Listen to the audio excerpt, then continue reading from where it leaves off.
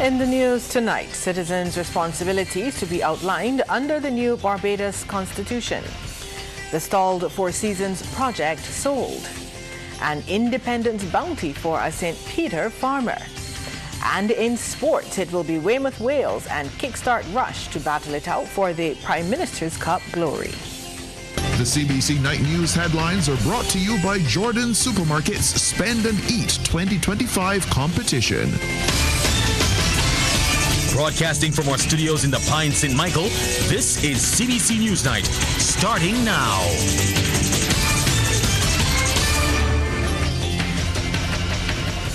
Good evening, I'm Lisa Broom. Thank you for tuning in.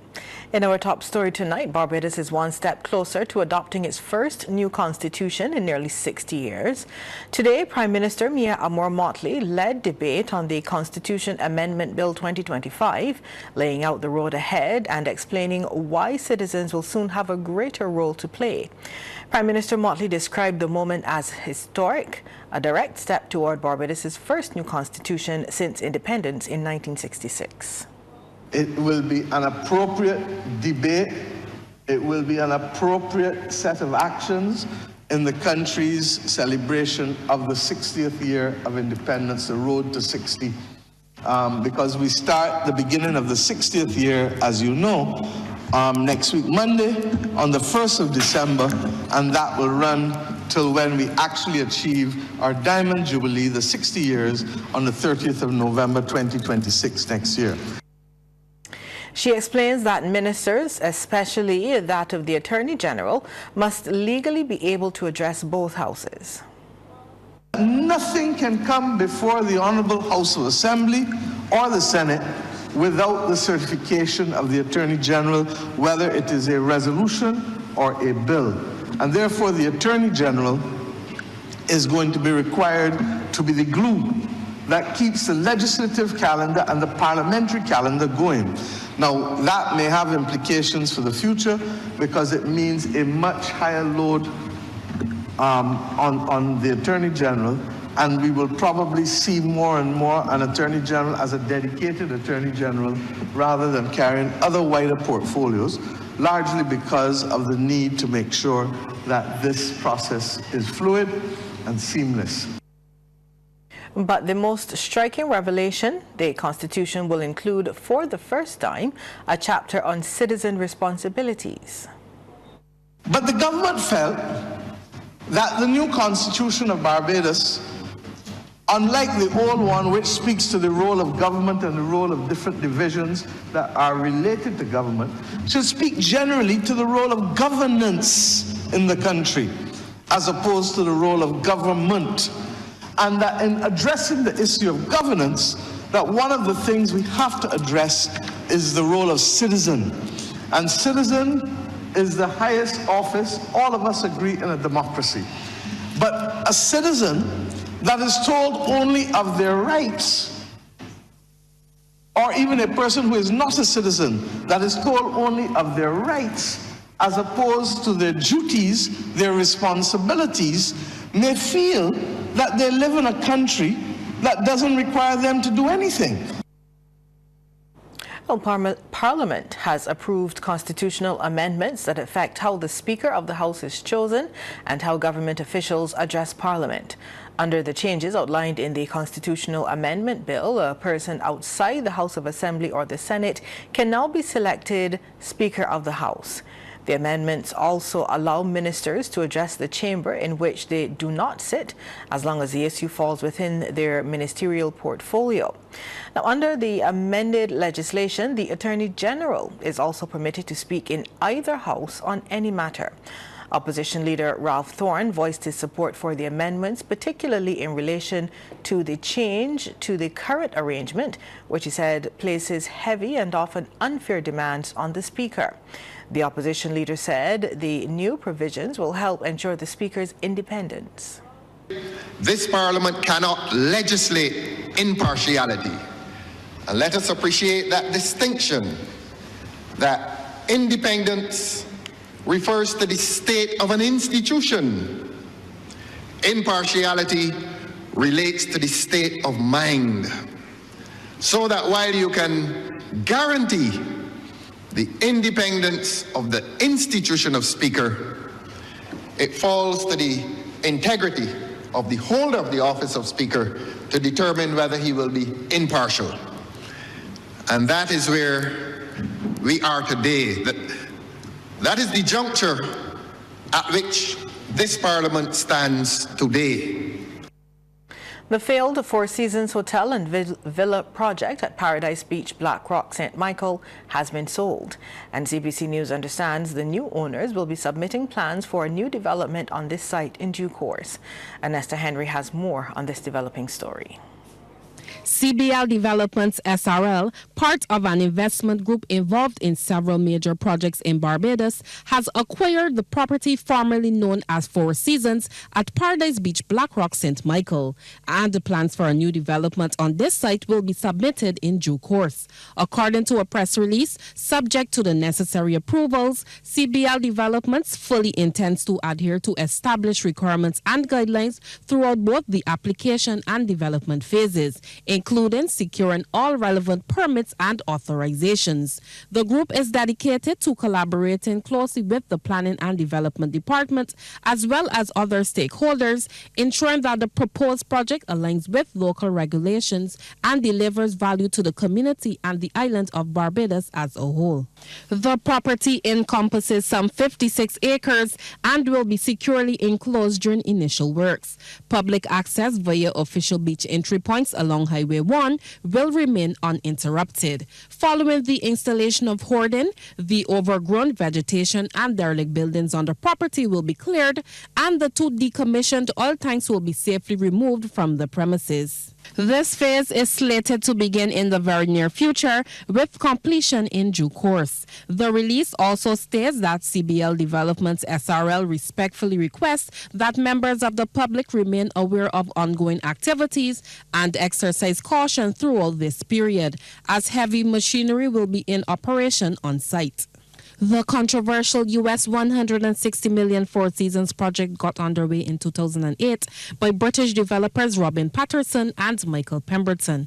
Global investors deposited monies for the villas, which were priced at around $20 million.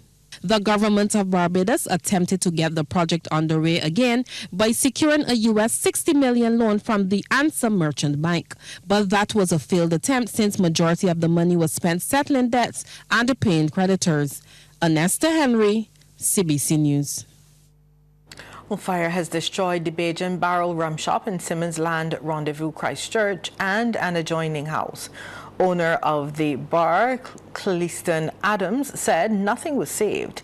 He said he received a call about 9 a.m. that his business and the house where his uncle lives were on fire. Everything is burnt to the ground. The one house was occupied by my uncle, Edward Adams, and the shop next door, the Bajan Barrel, was my property, and that's fully burnt as well. There's nothing being saved there. How much I think I lost? 4 TVs, 9 fridge, 2 freezers, a lot of liquor, like 30, it's like $20,000 in liquor, furniture, a whole building. I didn't even know how to calculate it. It was an ongoing project over the years, and I would just make it better for my customers over and over. So every time we get a little break or we close, we open back and we renovate. So I can't put a number on it. Coming up, motorists are being encouraged to get tint tested days away from when the new regulations will take effect. New tint regulations will officially come into force on December 1st. Now, today, the Barbados Licensing Authority reiterated that the changes are primarily about safety. A CBC team visited Oistins, where testing continues, and we also explored why the government is tightening the rules.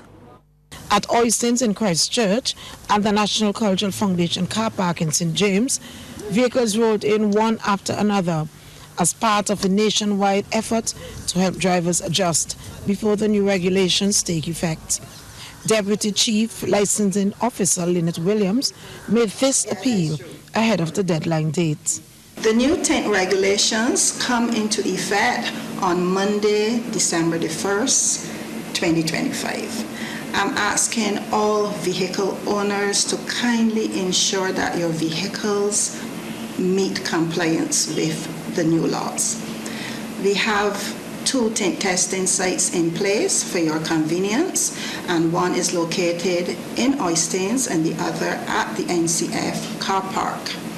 Now, you can also review the tint regulations, which is the windscreen and windows app under the road traffic app, which will give you guidance on the percentages that are required. She said while there are those who want to be exempted from the regulations, there's a process they must go through. The law also gives provision for exemptions in some cases. For instance, medical reasons, if you have lupus, if you have a skin disorder that is light sensitive, and you can make an application to our department where we will look at it as a committee to decide. Now, please bear in mind that all medical applications should be accompanied by a medical certificate from a specialist in the particular area. Ms. Williams also outlined the tint regulations as crafted in law. The required percentages for the front windscreen should be no less than 70%. The front windows, which would be the driver's side along with the passenger side on the front, no less than 25%.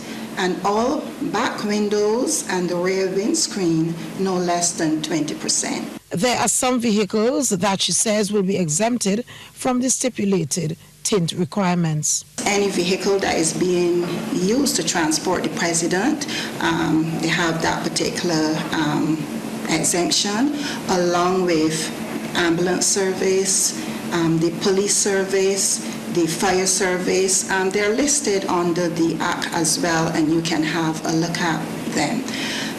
When I say vehicles under the police service or the ambulance service, any that are listed under the law, I want to make it absolutely clear that we are referring to vehicles belonging to the organization and not to officers or workers at the institution.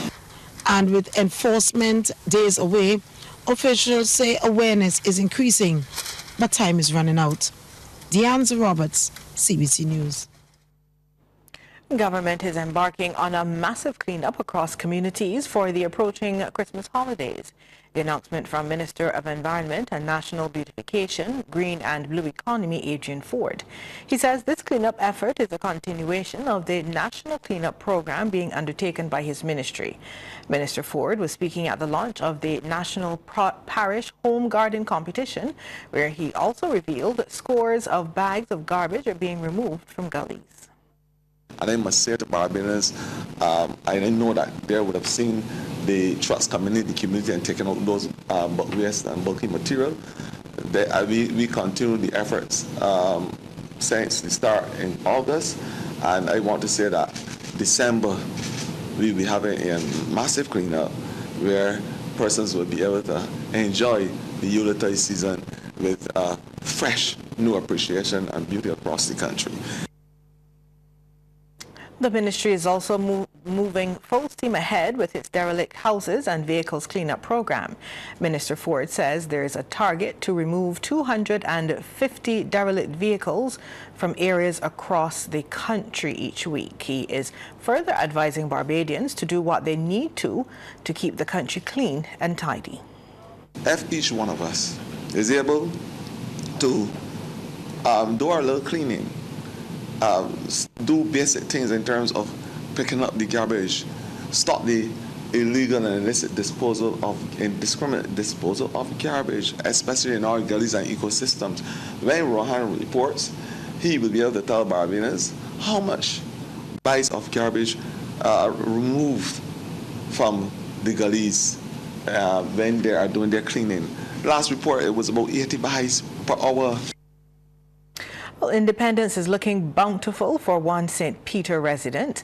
That's because Carmen Thomas has reaped a huge crop of garden and belly pumpkins. She says this is the first time she's reaped such big pumpkins after allowing the ground to rest for a while. My son planted, it increased these big pumpkins. Never seen this so big before. The price of them is $1 a pound.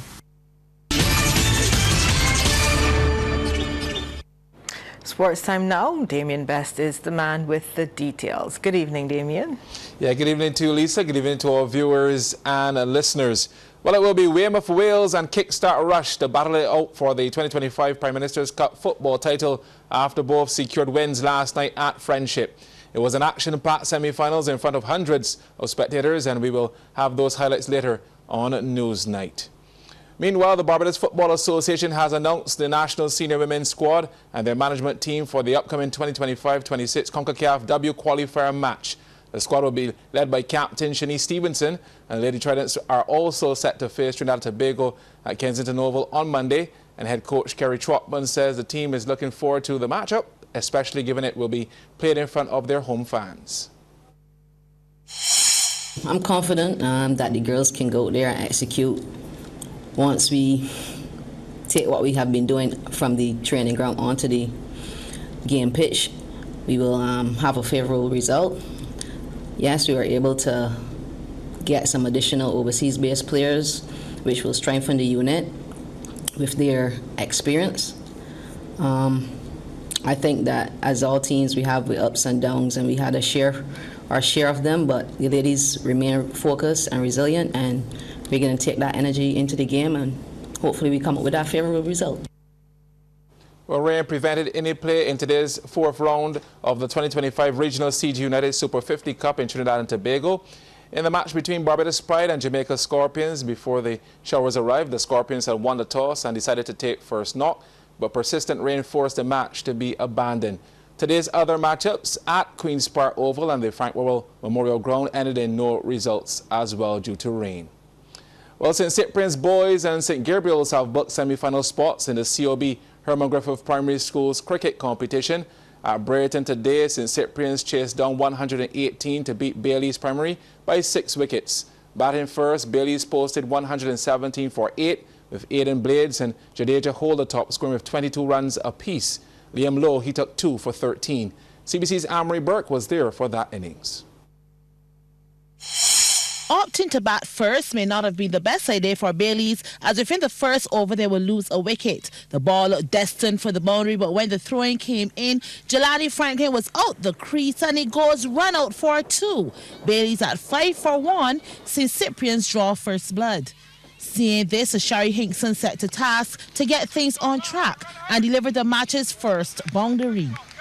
Aidan Blaze was now there with him, and he too ensured some fours would get the scores going, edging this one for it to run away to the ropes. These two settled in a bit at the crease, and here is Hinkson again turning this one down behind leg. Blades still with the boundary fever, nicely timed in place. Here he goes again, the shots that help to put a competitive score on the board.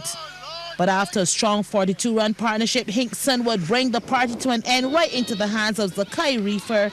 Bailey's now 47 for 2. Hinkson contributed 15. That brought Jadeja Holder to the crease, and he ensured a boundary would be to his name. I have to give credit to the fielder for a valiant effort, albeit in vain. Blades meanwhile kept the momentum going, another 4 in the mix. But after racking up 22 runs of his own, Blades will be handed his walking papers. He was caught by Kai Headley for 22. St. Cyprian's in celebration mode. Bailey's at 58 for 3. And wicket 4 was that of Xavier Duplessis. The appeal goes up and he's given LBW to Reefer. Bailey's at 63 for 4. Holder tried to keep things going and added another 4. He then upped the ante and went big, the only 6 of the innings. But from here, St. Cyprian's took control. High, hard, and Holder's cotton ball by Low. Holder added 22. It's now 102 for 5. The Johnny Taylor came in, made 4, and there was ball by Reefer, 108 for 6. Wicket 7 was that of Jerry Willoughby, bowled by Asher Phillips for a duck. And Baileys will lose one more wicket when Keon Butcher hit into the hands of Jalen Brathwaite. They were going to end the innings on 117 for 8 in their 25 overs. St. Cyprian's would need 118 to win. Anne-Marie Burt, CBC Sports. Well, St. Cyprian's chased 119 for 4 with Christian Reed scoring 22, while Lowe and Kai Headley added 20 runs apiece. Meanwhile, at St. Gabriel's, St. Gabriel's also won by 6 wickets, defeating Milton Lynch at Briar Hall. Scores in that one, Milton Lynch 66 all out, St. Gabriel's 67 for 4. The remaining 2 quarterfinals are set for Thursday. The Business Report, brought to you by the Youth Entrepreneurship Scheme, a department of the Ministry of Youth and Community Empowerment, supporting young entrepreneurs from idea to enterprise. The I Am Conference is here to stay. That revelation from Senior Youth Commissioner and Coordinator of the recently concluded conference, Elizabeth Bowen. She said the event was a resounding success and attracted over 200 students from various institutions, including the University of the West Indies Cape Hill campus, the Samuel Jackman Prescott Institute of Technology, the Barbados Community College, as well as schools across Barbados during the 4-day event at the Hilton Barbados Resort. On tonight's Youth Entrepreneurship Scheme's Business Report, the Youth Commissioner reflects on the conference and discusses future prospects. Trevor Thorpe reports. Youth Commissioner Elizabeth Bowen said things have been exciting and the conference has been deemed a success. She said the messages delivered have been effectively reaching their targets, which bodes well for the future of our young people and for Barbados in general. Certainly, as it relates to a staple, I would say that is already a staple on the ministry's calendar of events. And going forward, we will certainly take the feedback from our attendees, take a feedback from our partners, and see how best we will build out the capacity of the conference to serve more young people. Ms. Bowen said that participants are now better positioned to take on various roles in the workplace, whether immediately or in the future, and she provided further details. The young persons were able to leave with tangible outcomes. Some of them would have had their CVs revamped, some of them would have opened bank accounts, some of them would have registered for their TAMIS numbers, and some of them would have taken advantage of the Suited for Success boutique, which allowed them to have work-ready attire. Coding, robotics and land surveying were among the subject areas getting the attention of the participants during the hands-on aspect of the conference. The thematic areas we covered for the entire week so far was health and wellness. We looked at mental health was in focus, and also some coping strategies and mechanisms for those dealing with some issues that they may need resolved. We also had areas of coding and robotics. We had land ownership and land surveying. We also dealt with the area of sports, and Mr. Rowe will speak to that in a bit more detail. We had areas of employment and entrepreneurship, and certainly the biggie for entrepreneurship would have been the pitch tank, which concluded yesterday. Sports was given elevated status on the conference agenda, with one day set aside to examine the fundamentals of sport. Sports Development Officer Stephen Rowe explains. And what the science has shown, what research has shown, is that persons who pursue sports and really focus on the sports and the level of discipline and the level of focus tend to excel in their academics. And the academics is really critical to their success, because you go off on a scholarship to the US or Canada or wherever in the world, and you're not doing well academically, chances are it's going to affect your sponsorship in the first place. Whatever scholarship you've gotten is going to impact that. So you have to be excelling in both. So the ability to manage both simultaneously is critically important. And we are starting to get the youngsters to think along those lines. The Sports Development Officer said that sport is a wide, diverse and multifaceted area, and the participants benefited significantly from their involvement. Trevor Thorpe for the Yes Business Report.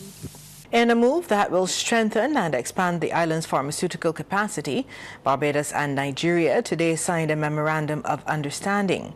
The agreement was signed between the head of the Presidential Initiative for Unlocking the Healthcare Value value chain, Dr. Abdul Mukhtar, and Chief Executive Officer of the Barbados Pharmaceuticals Inc., Colin Scaife. It was witnessed by Barbados' Minister of Health and Wellness, Senator Dr. the Most Honorable Jerome Walcott, and Nigeria's Coordinating Minister of Health and Social Welfare, Professor Mohammed Ali Pate. This MOU establishes a comprehensive framework for collaboration between the two countries in industrial capacity and human development, market access and market shaping, clinical trial cooperation, and regulatory financing and policy alignment. Sports Night, brought to you with the compliments of Great Health Works, agents for Omega XL. Let's head back over to sports now for the second half. Damien, over to you. Yeah, thanks so much, Lisa. Well, the West Indies headline Group C of the 2026 ICC Men's T20 World Cup, joining England, Bangladesh, Nepal and Italy as the tournament schedule, co-hosted by India and Sri Lanka, was officially unveiled in Mumbai today. Of note, India have been drawn with arch rivals Pakistan in Group A, setting up a blockbuster clash on February 15th. Sri Lanka joined Group B with Australia and Ireland, while New Zealand topped Group D alongside Afghanistan and South Africa. The World Cup runs from February 7th to March 8th, with the final in Ahmedabad or Colombo. Semi-finals are scheduled for Kolkata or Colombo on March 4th and Mumbai on March 5th, with Pakistan's knockout matches shifted to Colombo if they advance. A total of 20 teams will compete following the same Group to Super 8 format as 2024. Matches will be played across Delhi, Chennai, Mumbai, Ahmedabad, Kolkata, and in Sri Lanka at Colombo and Kandy. There will be 3 fixtures played daily during the opening phase. India began their title defense against the USA in Mumbai on February 7th, while the West Indies face Bangladesh in Group C on the same day. Well, athletes of the Welch's Primary School have been given a major boost by a local business to help enhance their sporting activities. The school's sporting teams will be known as the Equip For You Welch's Wolves, following a landmark partnership between the two entities. On Friday, the school officially launched a new academy to provide students with the necessary tools to succeed on and off the field of play. Students were also presented with new gear at the launch. Academy Director Jason Paris urged the students to make the most of the support. Take this investment very seriously. Sam and your brother, I want to say thank you so much. Equip For You has equipped us, and I want to thank you for that, sir. I hope that this partnership is going to be one for the future and keeps going on and moving on. Well, Equip For You Director Sam Johnson says they're happy to come on board to help in the school's development. What started off with a proposal has now grown into a very meaningful relationship, and one that we hope will benefit not only the school but the community. It's a connection that we feel very deeply and proud about, and we hope to see it grow and strengthen in the future. Well, the importance of shaping well-rounded athletes both in performance and personal branding took center stage on the final day of the I Am conference held over the weekend at the Hilton Barbados Hotel. Hosted by the Ministry of Youth, Sports and Community Empowerment, the conference brought together students, coaches and industry professionals for a series of workshops focused on sports excellence and personal development. Sports Development Officer with the ministry, Stephen Rowe, said one of the main mandates was to provide the participants with the tools to navigate the increasingly competitive world of sport. One of the most important things that we've been trying to emphasize throughout the conference is that Barbados is not the market. Yes, you have some opportunities available in the market, but the world is the oyster. We have Barbadians in coaching and all kind of spheres, all kind of endeavors all over the world that are sports related. And one of the things that we need to be able to emphasize to the youngsters is that almost all of the traditional mainstream jobs can be applicable to sports. Well, the session zeroed in on key areas such as image development, public speaking, media relations, and balancing sports with academics. As Mr. Rowe emphasized, athletes must also master communication, personal branding, and professionalism to thrive at the elite level. We can't have a situation where all Barbadian athletes are going out there and excelling, and they're extremely talented. So chances are they're going to win, they're going to medal. They're presented with the situation where they need to speak to the public. A microphone is placed in their face, and there may be some challenges with their level of comfort. We're trying to eliminate that, steer them in the right direction, get them thinking along the lines of being able to articulate themselves to the public, and basically sell themselves in Barbados. Well, some of the elite athletes in the sport of rowing were in Barbados over the weekend for the Commonwealth Rowing Championships held at Browns Beach. Among them was South Africa's first black Olympic gold medalist in rowing, Sizwe Inlove, who is now part of the World Rowing Association's development team. Speaking to CBC Sports, he says since his historic feat at the 2012 London Olympic Games, he has been on a mission to aid in developing the sport. Right now it's paying it forward. You know, right after winning the medal at the Olympics, I came back home, started training again, and then because of age, got to 34, I had to decide what to do. And I was offered the opportunity at the University of Johannesburg to come coach and manage the sport of rowing, so I took over that. Since then, it's just been exciting just to give back and seeing the sport grow in my country, but not just in my country, also in the world. And being part of the World Rowing Development Team and growing sports around the world and around the continent of Africa, and here in the Caribbean. Quite exciting. Tonight's highlights from the Prime Minister's Cup are coming to you with the compliments of Powerade. Pause is power. And Dasani. Live first, Dasani after. Thousands packed into Friendship for semi-final night of the Prime Minister's Cup football competition. First up, Kickstart Rush in the blue and white versus Wotton. 29 minutes in, corner kick taken by Kamari Johnson. Best by name and nature, Nicholas Best at the near post with a beautiful header. Kickstart Rush 1, Wotton 0. End of the first half. Switch of ends for the second. Fast forward, 72nd minute. Wotton in the attacking third, hunting for the equalizer. Open invitation for Jabari Papi Chandler, and he converts. Game on, 1-0 to end regulation. Extra time required, and it was in that period that substitute Jaquan Adamson produced a solo effort of the highest quality. The cutback leaves his markers for dead. Then a clever side-footed effort. Sweet as they come, Kickstart Rush 2, Wotton 1. In the closing stages, with a couple of minutes left on the clock, panic stations. Wotton trying their utmost to force penalties, but player of the match, Ben Everett, and his defenders prove impenetrable. Kickstart Rush into the finals. Second semi-final, also filled with plenty entertainment. Weymouth Wales in the fluorescent green, battling Paradise. The Dover boys had the early chance. The ball finds the feet of Mikolai Diasco in an excellent position. Primus off his line. Diasco working his magic. And the final product. How did he not score? The spectators flabbergasted. Wales will make them pay after this mistake from Tyrell. Rayside Demondunker. Miscued clearance. And Akil Applewhite unmarked. One time left foot. Turn off the lights. There's a sniper loose. The boys from Carrington Village have the 1-0 lead on 22 minutes. First half done and dusted. Let's go second half, no change of ends. Everything went downhill for Paradise. Wales get a free kick just outside the 18. Andre Applewhite, the delivery. Jerry Malcolm saves, but substitute Keemar Headley finds some space via the Hayden Holligan cross. 2-0 the scoreline. Another half-time substitute impacted the contest in the 66th minute. Rashad Jules, burst of speed, measures with the left foot, lethal. Malcolm a spectator, 3-0 the score. And just before the thousands headed for the exits, Wales rubber stamp the 4-0 demolition job on Paradise. A painful end. Own goal from Akeem Chandler. It's all settled then.